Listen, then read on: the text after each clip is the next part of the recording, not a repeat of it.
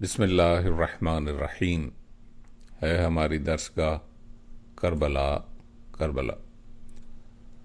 دوستو، ہم کربلا کے شہداء کے تذکرے سے اپنے لیے اپنے زمانے کے پاک امام کی نصرت کے راستے متعین کر رہے ہیں۔ کوشش ہے کہ ہمیں بھی یہ شعور حاصل ہو کہ اپنے زمانے کے امام کی نصرت کیسے اور کیوں کر کی جاتی ہے۔ ہم نے مختلف شہداء کے واقعات آپ کی خدمت میں پیش کیے ہیں۔ آج جس عظیم شہید کی بات کرنا چاہتے ہیں ان کا اسم مقدس ہے جناب ابو القاسم حبیب ابن مظاہر سلام اللہ علیہ۔ کربلا میں آپ کی عمر 74-75 برس کے قریب تھی، جس سے یہ ثابت ہوتا ہے کہ ان کی ولادت باسعادت شہنشاہ انبیاء صلی اللہ علیہ وآلہ وسلم کے اعلان نبوت سے 2 سال پہلے ہوئی تھی، یعنی ہجرت سے 15 سال پہلے ان کی ولادت ہوئی۔ تو اسی وجہ سے جناب حبیب کو جناب شہنشاہ انبیاء صلی اللہ علیہ وآلہ وسلم کا صحابی بھی لکھا جاتا ہے۔ آپ حافظ قرآن بھی تھے اور آپ کا یہ معمول تھا کہ ہر رات عشاء کی نماز کے بعد پورا قرآن پاک تلاوت کر کے سوتے تھے۔ فاضل سماوی نے ابصار العین میں لکھا ہے کہ جناب حبیب ابن مظاہر مولا امیر کائنات علیہ الصلوۃ والسلام کی تمام جنگوں میں مسلسل شریک رہے تھے۔ انہوں نے مولا کی بھرپور نصرت کی تھی، اسی وجہ سے انہیں مولا امیر کائنات علیہ الصلوۃ والسلام کا صحابی بھی شمار کیا جاتا ہے۔ منتخب التواریخ میں منقول ہے کہ ایک دن جناب سرور کونین صلی اللہ علیہ وآلہ وسلم گھر اطر سے باہر تشریف لائے تو دیکھا کہ مسجد نبوی کے ساتھ کریم کربلا علیہ الصلوۃ والسلام اصحاب کے بچوں کے ساتھ کھیلنے میں مصروف تھے۔ ظاہراً مولا کریم کا بچپن ہے اور شہنشاہ انبیاء صلی اللہ علیہ وآلہ وسلم کی رحمت کی نگاہیں دیکھ رہی تھیں کہ کریم کربلا بچوں کے ساتھ دوڑ رہے تھے اور وہاں پر ایک 18 سے 20 سال کا جوان بھی کھڑا تھا جو یہ کھیل دیکھ رہا تھا۔ جس وقت کریم ان کے نزدیک سے گزرتے تھے تو وہ ان کی پاؤں کی خاک اٹھا کر اپنے رخساروں پر لگاتا تھا اور ان کے ہر قدم پر درود پڑھتا تھا۔ یہ منظر دیکھ کر رحمت عالمین کو جوش آیا، اس جوان کو اپنے قریب بلایا، اس کا سر پکڑ کر اپنے سینے سے لگایا اور اس کی پیشانی پر بوسے ثبت فرمائے۔ اصحاب کرام نے عرض کی کہ آقا، آپ اس نوجوان کی پیشانی پر بوسے بھی دے رہے ہیں اور اتنی شفقت بھی فرما رہے ہیں، آخر اس کی کیا وجہ ہے؟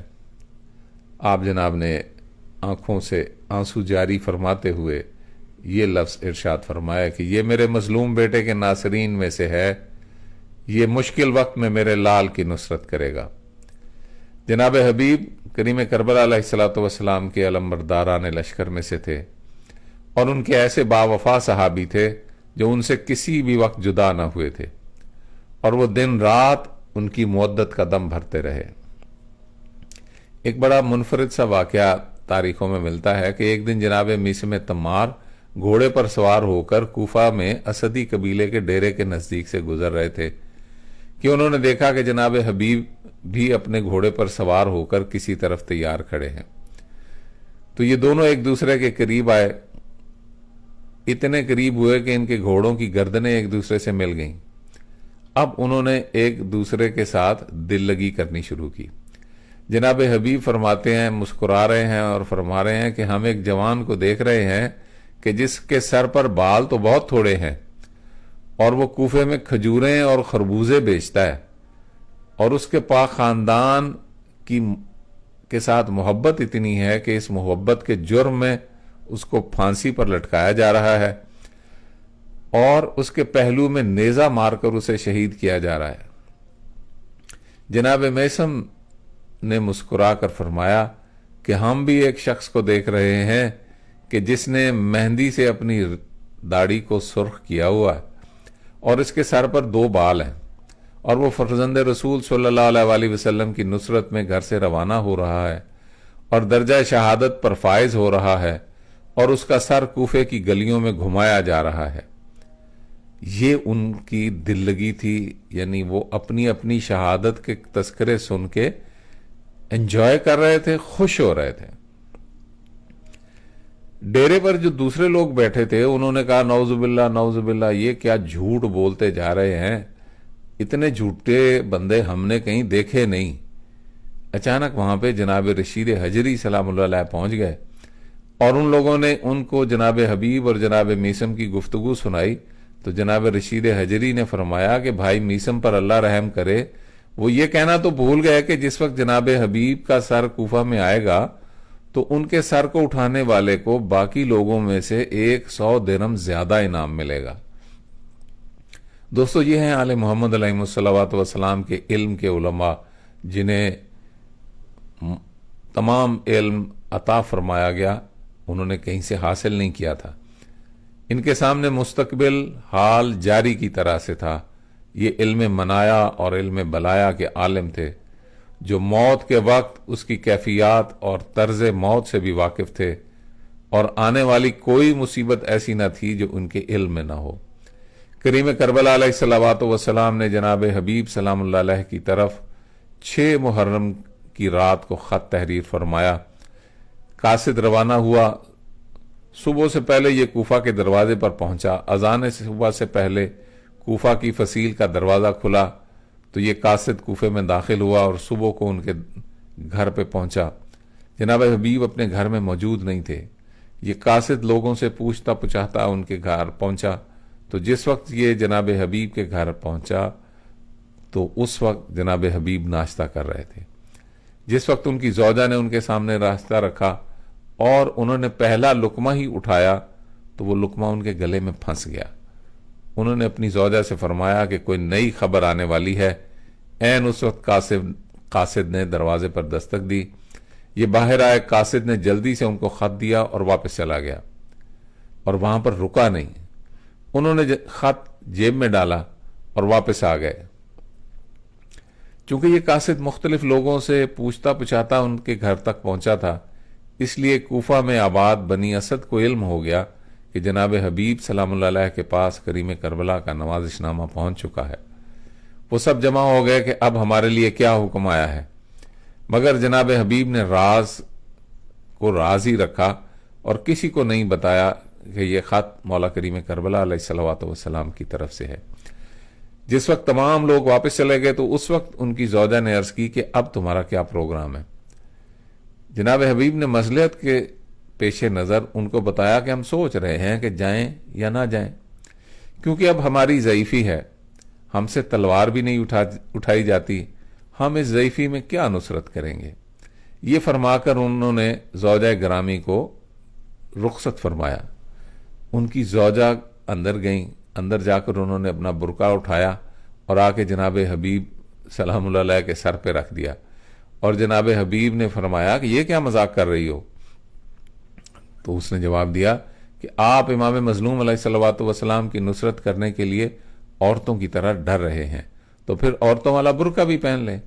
اس کے بعد انہوں نے رو کر بیان کیا اور رو کر کہا، معصومہ بی بی، کاش میں مرد ہوتی تو آپ کے بھائی کی نصرت ضرور کرتی۔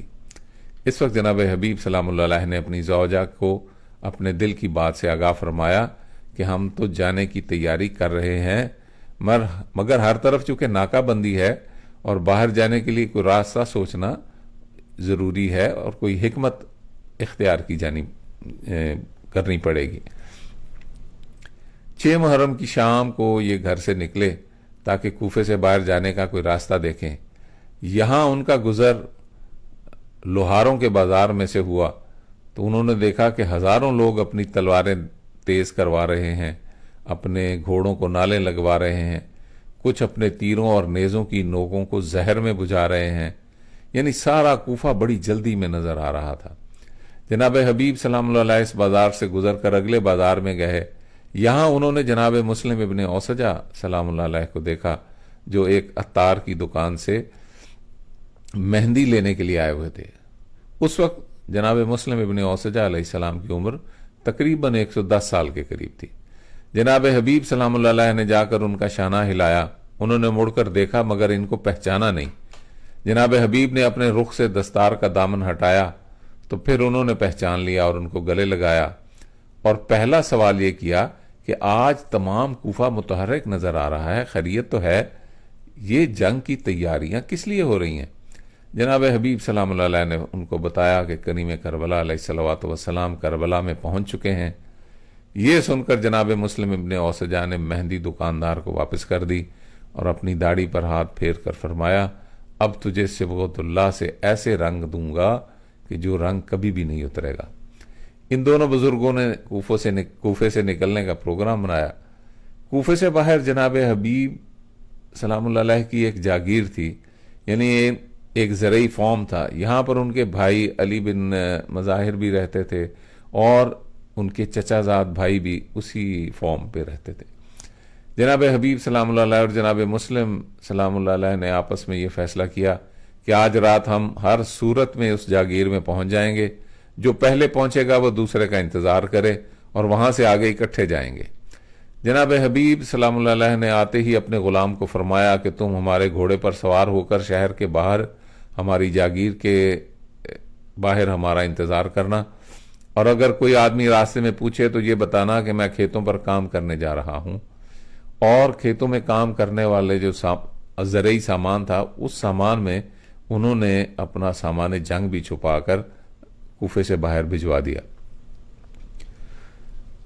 سورج غروب ہونے کے بعد یعنی 7 محرم کے آغاز کے وقت ان کا غلام روانہ ہوا اور وہ اس جگہ پہنچا۔ جناب حبیب کو کوفے سے باہر نکلنے کے لیے کافی محنت کرنا پڑی۔ نماز عشاء کے بعد انہیں گھر سے باہر نکلنے کا موقع ملا۔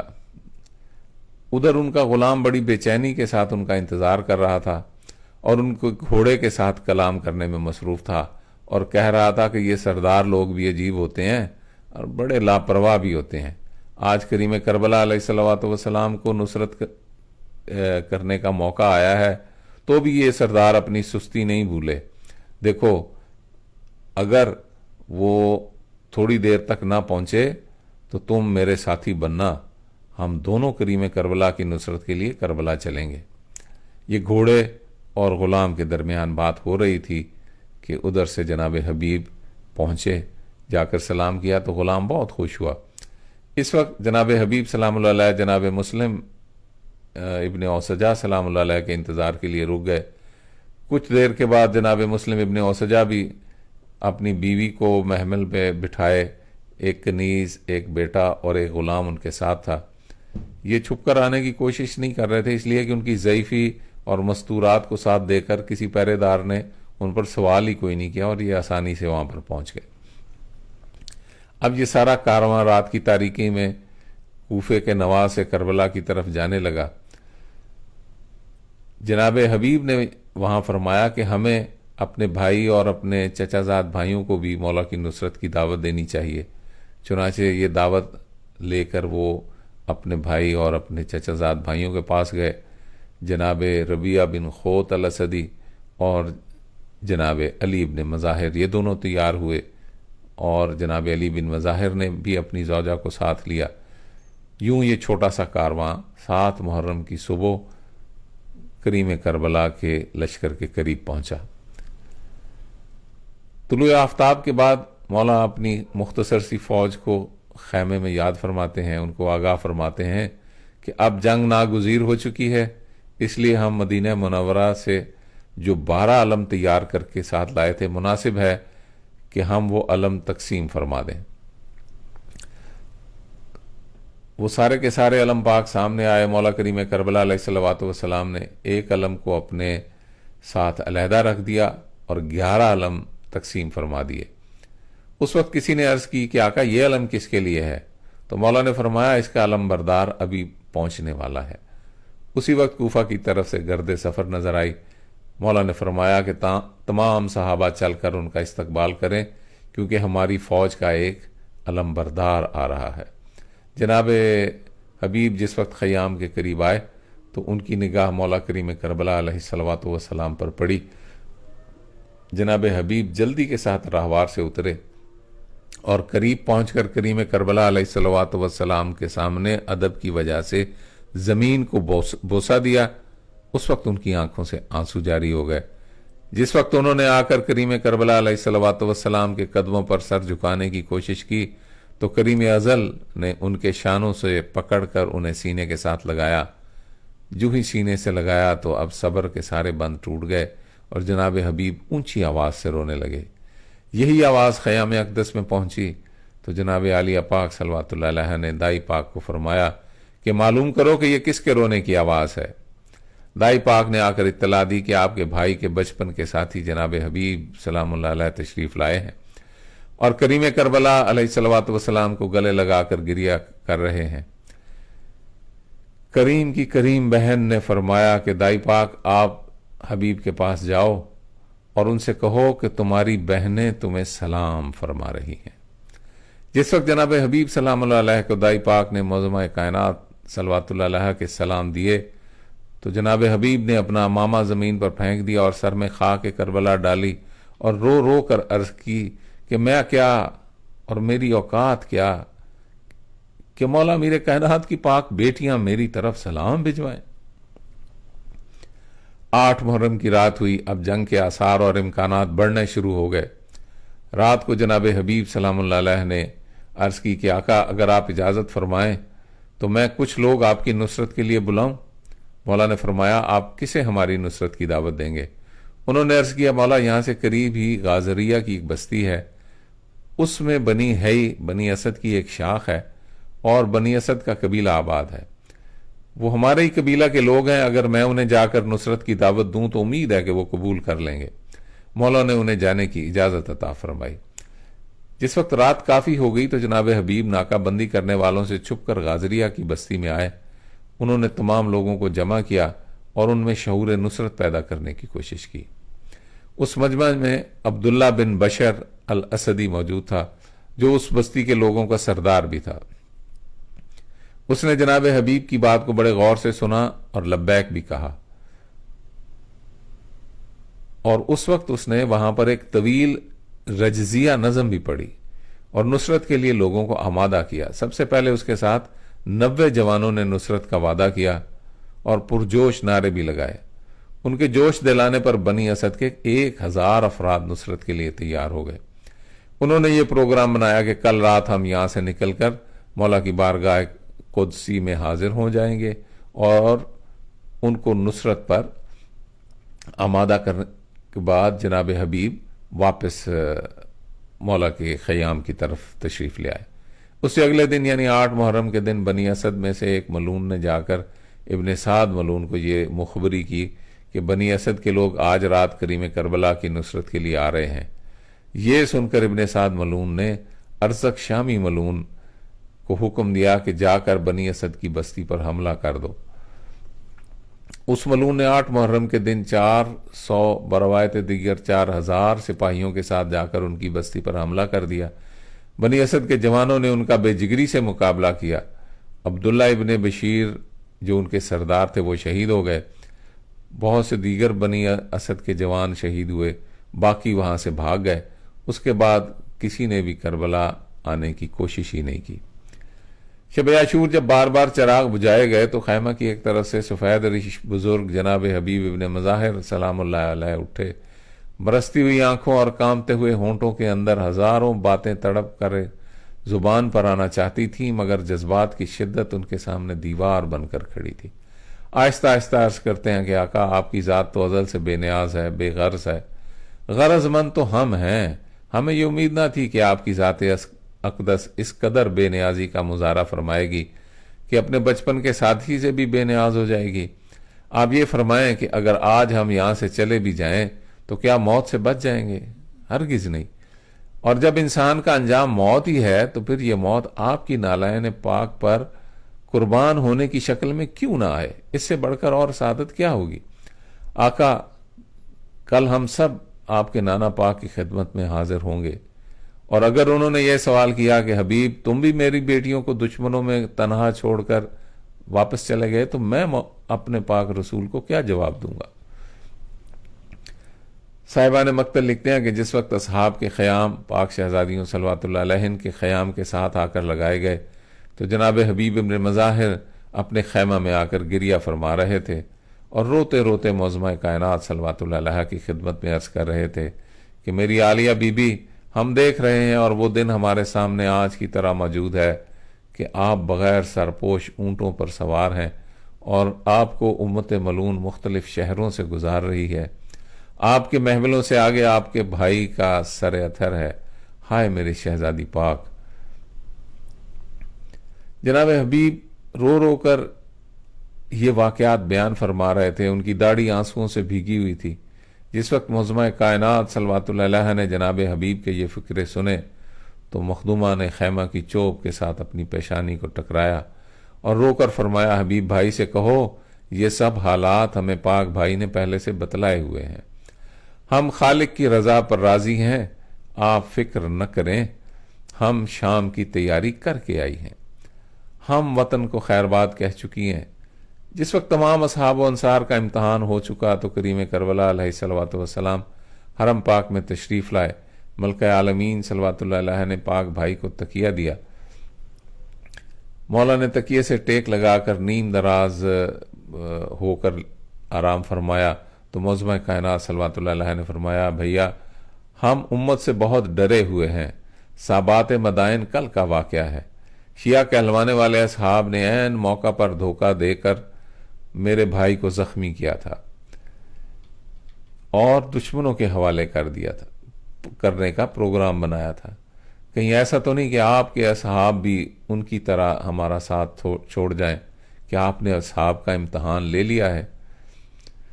اس کے بعد فرمایا، میرا بھائی ہم یہ جانتے ہیں کہ کل آپ نے شہید ہو جانا ہے اور نازک دل مستورہ صلوات اللہ علیہ کی تمام ذمہ داری ہمارے کاندھوں پر آ جانی ہے، اور آپ دشمن ملائین کے مزاج کو تو اچھی طرح جانتے ہیں، ان کے دلوں میں قدیم دور جاہلیت کی دشمنی اور کینہ بھرا ہوا۔ یہ بھی حقیقت ہے کہ ہاشمیوں کا ایک دم شہید ہو جانا ہمارے لیے کائنات کی سب سے بڑی مصیبت ہے۔ کیا آپ نے اپنے اصحاب کی نیتوں کو پوری طرح سے جانچ لیا ہے؟ کیا یہ کوفی اور مدائنی شیعوں کی طرح آپ کو عین موقع پر دھوکہ تو نہیں دیں گے؟ کریم کربلا علیہ الصلوۃ والسلام نے اپنی پاک ہمشیر کی پیشانی اقدس پر بوسہ دیا اور فرمایا کہ ہم ان کی ظاہری طور پر مکمل آزمائش کر چکے ہیں، آپ فکر مند نہ ہوں، یہ تمام شہادت کے لیے جس طرح مشتاق ہیں، اس طرح مشتاق ہیں کہ جیسے معصوم بچہ اپنی ماں کے دودھ کے لیے بے قرار ہوتا ہے۔ جس وقت معظمہ یہ کلام فرما رہی تھیں اس وقت جناب ہلال بن نافع سلام اللہ علیہ کی زوجہ محترمہ کہیں قریبی بہن بھائی کی گفتگو سن رہی تھی۔ انہوں نے جا کر جناب ہلال بن نافع کو ساری بات بتائی۔ جناب ہلال بن نافع وہ صحابی ہیں جن کے بارے میں ابو مخنف لکھتا ہے کہ جناب نافع کی پرورش مولا میر کائنات علیہ الصلوۃ والسلام نے خود فرمائی تھی، اور یہ اپنے وقت کے ماہر ترین تیر انداز تھے، اور ان کا یہ معمول تھا کہ یہ اپنے ہر تیر پر اپنا اور اپنے والد کا نام لکھ کر آتے تھے تاکہ معلوم ہو سکے کہ کون کون سا ملعون ان کے تیر سے واصل جنم ہوا۔ جس وقت ان کی زوجہ نے انہیں آگاہ کیا تو ان کی آنکھوں سے آنسو جاری ہوئے اور وہ روتے روتے جناب حبیب کی خدمت میں حاضر ہوئے کہ ہم نے تو اپنے طور پر یقین دہانی کرائی ہے، پر معظمہ کائنات صلوات اللہ علیہ کی پاک شہزادی نے ہماری وفاداری پر یقین کامل نہیں فرمایا، اور انہیں ابھی تک اطمینان نہیں آیا، وہ غمگین ہیں، اس لیے مناسب ہوگا کہ ہم ان کو اپنی جانثاری اور وفاداری کا یقین دلائیں۔ جناب حبیب اپنے خیمے سے باہر تشریف لائے اور انہوں نے تمام اصحاب و انصار کو جمع کیا، اور اس وقت ان کے سامنے ایک خطبہ ارشاد فرمایا جس میں انہوں نے فرمایا کہ نبی زادیوں کو آج ہماری وفاداریوں پر شک ہے، وہ پریشان ہیں، تو ہم کس طرح اپنی جانثاری کا ثبوت دیں۔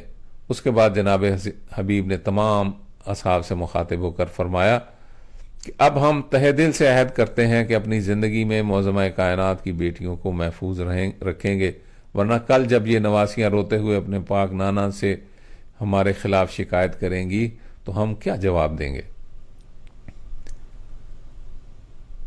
جناب حبیب بن مظاہر اور ان کے ساتھی گریہ کرنے لگے اور انہوں نے اپنے عمامے اتار کر زمین پر پھینکے اور اپنی تلواریں بے نیام کی اور عرض کی کہ اے ابن مظاہر، ہمیں اس رب کی قسم جس نے ہمیں اس مقام پر آنے کی توفیق عطا فرمائی ہے، ہم آل اطہار علیہ السلام کے ان دشمنوں اور مخالفوں کا سر اڑا کر سکھ کا سانس لیں گے، واللہ ہم رسول اکرم صلی اللہ علیہ وآلہ وسلم کی اس وصیت پر لازماً عمل پیرا ہوں گے، اور اس وصیت کے نتائج کو ضائع نہیں ہونے دیں گے جو انہوں نے اپنے پاک نواسوں کے بارے میں فرمائی ہے۔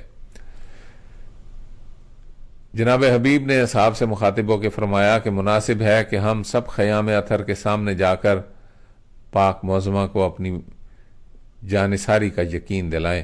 اس وقت سب اصحاب باوفار ہوتے ہوئے خیمہ اطہر کے سامنے آ کھڑے ہوئے، انہوں نے اپنے امامے گلے میں ڈال لیے اور ہاتھوں میں اپنی تلواریں اٹھا کر روتے ہوئے یہ آواز بلند کی کہ اے ملکہ عالمین صلوات اللہ علیہ کی پاک وارث شہزادیوں، آپ کے غلاموں کی یہ تلواریں حاضر ہیں، اور ان غلاموں نے دل سے عہد کیا ہے کہ ہم ان تلواروں کا اب آپ کے دشمنوں کے خون سے نہلائیں گے۔ یہ آپ کے غلاموں کے نیزے ہیں، ان کے لیے بھی ہم نے قسم اٹھائی ہے کہ اپنے جیتے جی پاک بہنوں سے ان کے پاک بھائی کو جدا نہیں ہونے دیں گے، اور جو آپ بہن بھائیوں کو جدا کرنا چاہتے ہیں یہ نیزے ان کے سینوں میں نصب کرنا ہمارا مقصد حیات ہے۔